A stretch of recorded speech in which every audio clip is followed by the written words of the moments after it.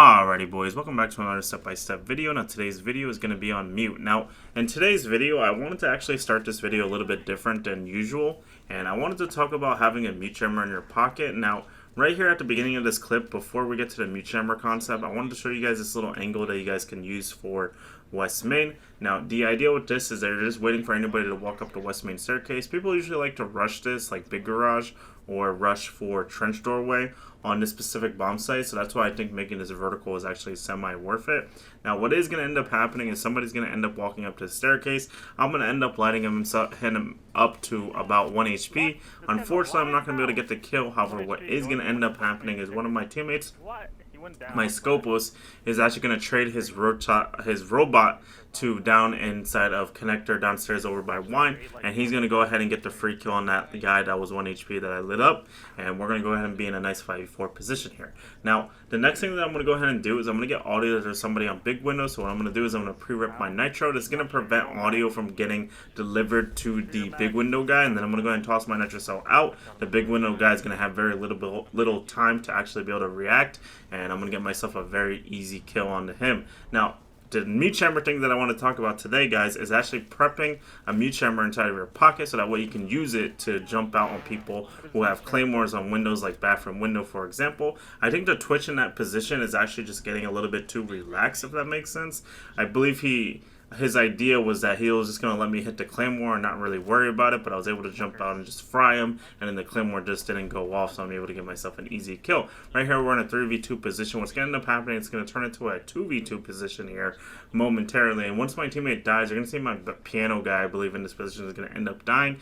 Once he ends up dying in this position, I'm going to have to go ahead and ego challenge it here to try to win the round, because what's going to end up happening is the last two guys, for context, there's going to be one guy on the breach, there's going to be one guy on the piano double door. I'm going to go ahead and have to swing aggressively, and I like to pick my timing kind of awkwardly in positions like this, just because I like to catch people off guard. So I'm going to go ahead and get one kill on the breach here, and then the last guy is going to be the Ash. He's going to go ahead and charge it and try to look for the refrag. I'm going to go ahead and shotgun him. Unfortunately, I'm not going to be able to kill him. Not really sure how that's not a kill in that position, but we go ahead and light up that Ash to 1 HP, and then my Scopus is going to go ahead and have a very easy 1v1 scenario where all he has to do is kind of just chill in this position and just make sure he doesn't sell his body.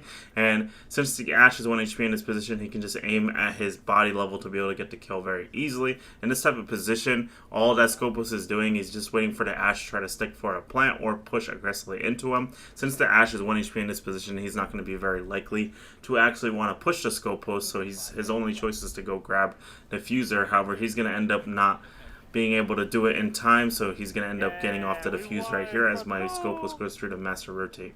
Now, in this next section, I wanted to show you guys 7 different nitro cells that you guys can use to get yourself free kills. Now, in this first one, we're going to be over on Chalet. Now, it's important to understand that all the vertical that's made in this position is actually a vertical that I made earlier in the round to help my roamers in this position. However, what ended up happening is my roamers did end up dying, so we're going to go ahead and have to toss one of our nitros into piano to try to get ourselves a free kill for I believe a ram for that position. And this next clip is going to be over on lair. This is going to be for when the enemy team is trying to make a push through operational into top mez. The way that you would know if somebody is here or not is that you use a little bit of audio through your headset, or you wait for a little bit of gunshot audio as well. You could do it like that as well to get yourself a very easy kill. Now, next up, we're going to be over on Night Haven here. This is going to be for the electrical window. This is going to be for when the enemy team opens up the window. You're going to want to toss it over this machinery to get yourself a very easy kill for the window right there. This next one's going to be over on Cafe. Now, this one's a little bit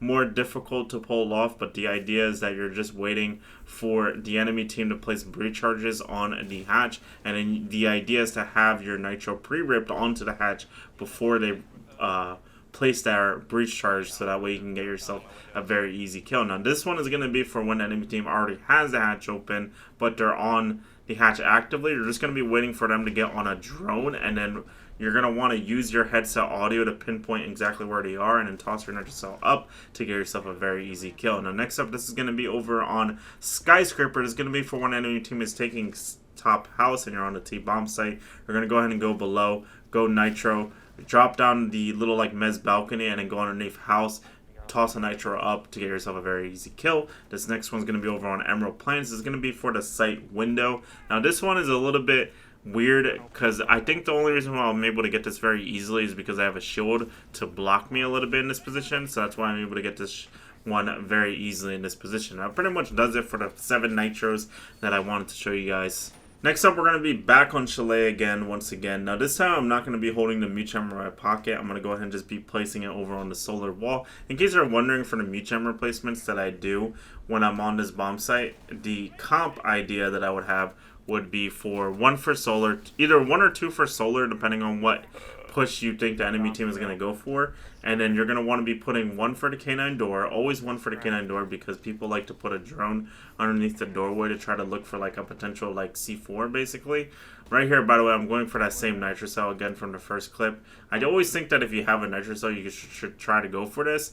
I usually will put one of my other mute chambers on the main wall if we don't have a bandit. If we do have a bandit, then I won't bother, but if we don't, if we do have a bandit, then I won't bother putting a mute chamber there. However, if we don't have a bandit, then I will put a mute chamber there. I think it just like will delay the enemy team. They're gonna have to use EMPs. They're gonna have to take space. They're gonna have to do like an actual push to actually get the wall open. Now, right here, the idea that I'm looking for here is that I'm just waiting for audio of somebody being on the big window. Unfortunately, nobody's showing up, so I'm kind of just chilling in this position and just kind of waiting. Now, what is going to end up happening is there is going to be a guy that's going to repel on the big window here. However, I believe he actually knows that I'm trying to go for this nitro, so I'm not able to easily go for it. So instead, I try to go for a wide swing onto big window. However, he's not there anymore, so I go ahead and just kind of rotate away, and I'm going to go ahead and rotate into piano and then rotate over to half wall. Now, this is a very common position you'll see mute players play, and the reason why I like this position so much is because it's a really nice position for your SMG-11. Now, the one thing I did do right there is that I got a little bit too aggressive and overswung for the head holes. I could have died right there, but luckily we do end up managing to escape. Getting back on the half wall, we sing the K9 door. Now, we're going to go ahead and get one of those nice, really easy gunfights on Ash right there to get ourselves a very easy kill. And then right here, I'm basically, the fact that I'm able to sit on this doorway in this position means that nobody else is on the K9 balcony, which means that the last 2 guys are going to be lobby or pushing solar in this position. Now, one of my dead teammates has my solar camera in this position, so that's why I'm able to focus purely in front of me for anybody trying to push me aggressively. Now, the one thing that's really nice about this position when you're playing mute is that it's really hard to get rid of somebody playing in this position unless you can get control piano, so that way you have a double swing. Now that that is explained though, I'm going to go ahead and play on the K9 doorway now. I'm going to hold the window here. Now, the idea was that Ace was going to rotate to my K9 door to try to look for the kill onto me like that. However, what's going to end up happening is my teammate inside of piano is going to end up dying. I have to look for a refrag in this position, so I'm going to go ahead and get 1 kill on the Ace on the main wall here. The last guy, the Lion, is going to end up walking into piano. He's not going to challenge me right away, so I'm going to go ahead and rotate all the way back towards the K9 door. I'm going to expect him to be holding like a wide swing onto me, and I go ahead and get myself a very easy kill as he swings me right there to secure the round right there off of the fire rate difference on the SMG-11 versus the Lion weapon. I actually forgot what that weapon's called off the top of my head right now.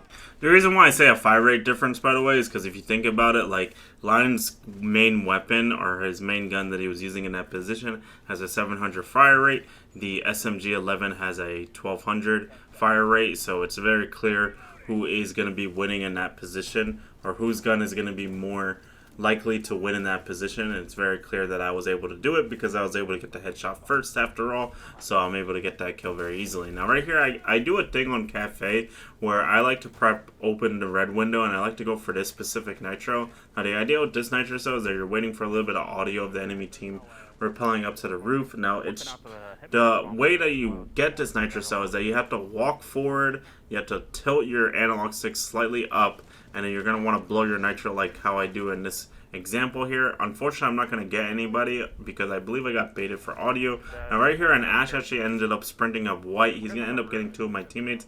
However, I'm going to luckily be able to get the refrag off of them, and then we're going to go back into the closet now inside of CS. Now this is another really hot great position that you guys can play because it's a really nice position for the SMG-11 or the shotgun. Now, I personally prefer to play the shotgun in this position. The one thing that you're noticing right here is that I'm playing a little bit more safe tucked in the corner right now for CS, and the reason why I'm doing that in the closet is because I don't want the guy on hatch to be able to drone me easily to get a free kill onto me when he drops for a pre-fire. So I'm going to go ahead and just hide, and then I'm going to wait for him to get off his drone. Then I'm going to re-challenge into it. He's going to drop. I'm going to get myself a very easy kill.